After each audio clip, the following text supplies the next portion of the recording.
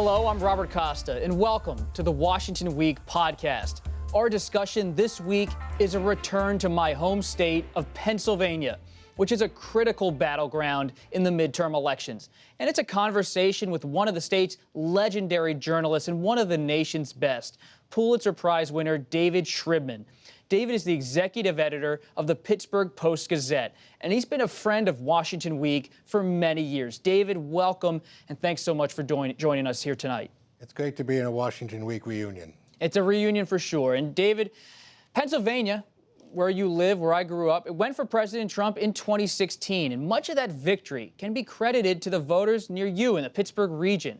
I vividly remember driving around western Pennsylvania in towns like Aliquippa for the Washington Post back then and seeing Trump sign after Trump sign after Trump sign in the industrial areas, the hilly villages, and rural nooks of the state everywhere. The Trump signs were just up on those lawns. And I went back to my editors the week before the election and said, Western PA is Trump country, and we've got to pay attention to that. President Trump was just back there in Erie, to the north, just a couple weeks ago. And what does it mean for you? Jobs, very simple. What does it mean for our country? What does it mean for our country? We can't lose the steel industry. The steel industry was on its last legs, and now, after 4 months of really intensely doing what I do, it's thriving. It is thriving. David, the president talked about those steel workers in Pennsylvania 2 years on after he won them over in 2016, many of them at least. Where are they? Are they going to turn out in the midterm elections? Do they like the president's trade war with China? Well, Robert, a lot of those signs you saw in Aliquippa and Greene County and along the Pennsylvania Turnpike, they're still there, and some of them are fresh. And many of those signs are saying, thank you, Mr. President, about coal and about steel. And as you know, there's very little steel produced here in the Steel City, home of the Steelers. But there's a huge kind of discomfort here because the workers, steel workers and their families and their legacy families really appreciate the president's views on tariffs. At the same time, steel workers officials, union officials, are uncomfortable with Trump and many of his other policies. So it's a little bit of discomfort, but generally speaking, I think that people from the Steel Valley and the steel families support the president. They have done so and will do so again in early November.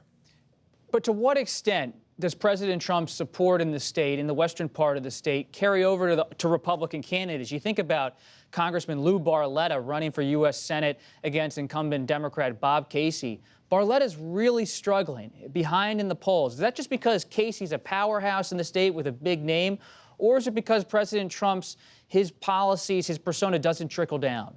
I just watched in the last hour the debate actually between those two, and I don't think anyone would describe Bob Casey as a powerhouse kind of a figure. He's kind of a laconic figure, almost Jesuitical. He did go to Holy Cross.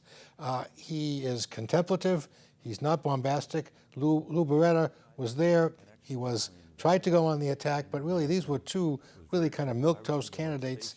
Barletta is trying to use get some of the Trump fairy dust.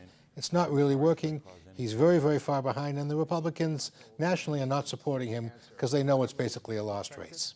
Pennsylvania has a real issue with opioid abuse, and you hear a lot about health care, pre-existing conditions, opioid abuse across the country as issues. What's it like in Pennsylvania? Well, of course, one of the great areas, not so great actually, but one of the most significantly hit areas is here in western Pennsylvania. Our paper has done an enormous amount of work on this. This came up in that Barletta Casey debate not so long ago, and you hear a little bit of talk about opioids across the state. In the eastern part of the state, even Republicans are talking about what they're doing on this.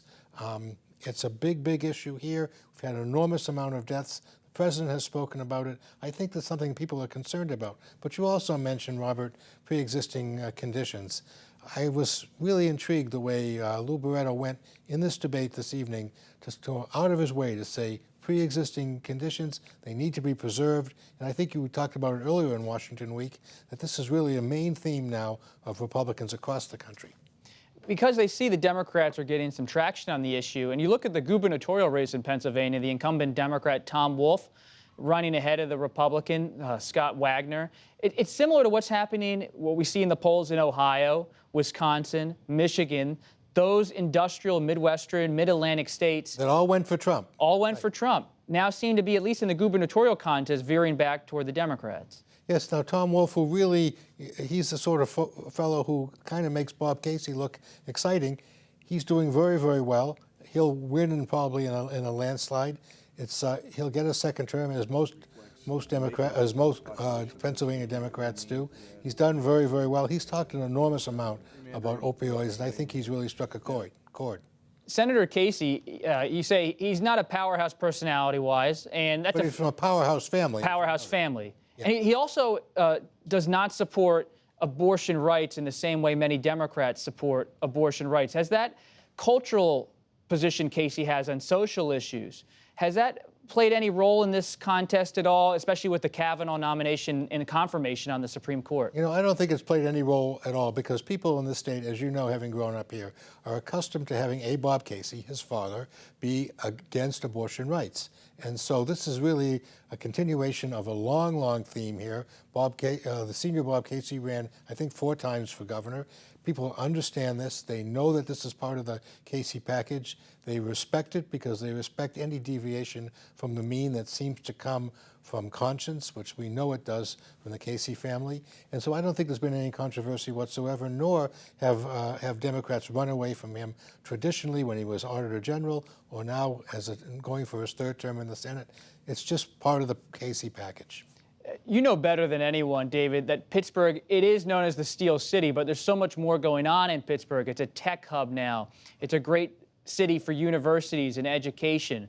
And when you think about the kind of voters who now live in the Pittsburgh suburbs and in Pittsburgh itself, they're similar to who live in Philadelphia and the Philadelphia suburbs. These are educated professionals.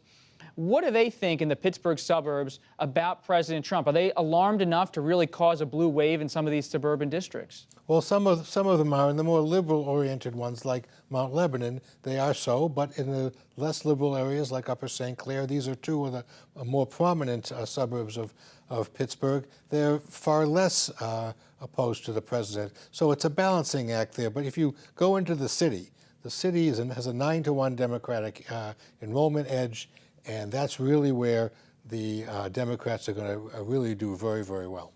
And the state, Pennsylvania, doesn't have a woman representing them as any part of the congressional delegation, yet there are many women now running across the state for different offices. In fact, there are 128 women running across the state, not statewide, but across the state for offices.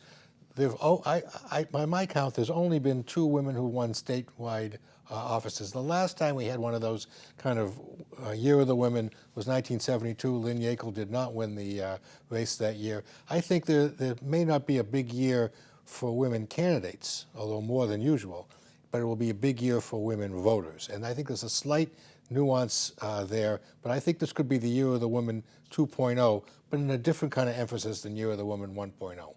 And on election night, David, where are you going to be and what are you really looking for in Pennsylvania? Well, I will have had 3 slices of pizza. I'll be at my desk, and I'm looking to see whether in a swing state there will continue to be a Republican domination of the congressional delegation. 13 of 18 seats under the old apportionment went to the Republicans, and yet this is regarded as a swing state. I think they may do a little less well. 9 districts now lean pretty much Democratic, 5 lean Republican, and the rest are pretty much undecided. So I think it may kind of have a new kind of equilibrium. But David, you said you're going to have 3 slices of pizza. I thought, isn't Pittsburgh the city where you get French fries on a sandwich? Isn't that? Yeah, but not French fries on the pizza. I just came from the office, and we just had some pizza, and there were no French fries to be seen. Well, in the Bucks County area where I grew up, we have cheesesteaks. You guys can keep the pizza and the fries on the sandwiches. But we got to get together in Pittsburgh or Philadelphia area soon, all right? Okay, well, I look forward to it. Thank you, Rob. And thank you for joining us, David. It's a real pleasure to have you here. We hope to see you at the table again soon. And thank you all for joining us here on the Washington Week podcast. You can find us on your favorite podcast app, on the Washington Week website, or on YouTube. I'm Robert Costa. See you next time.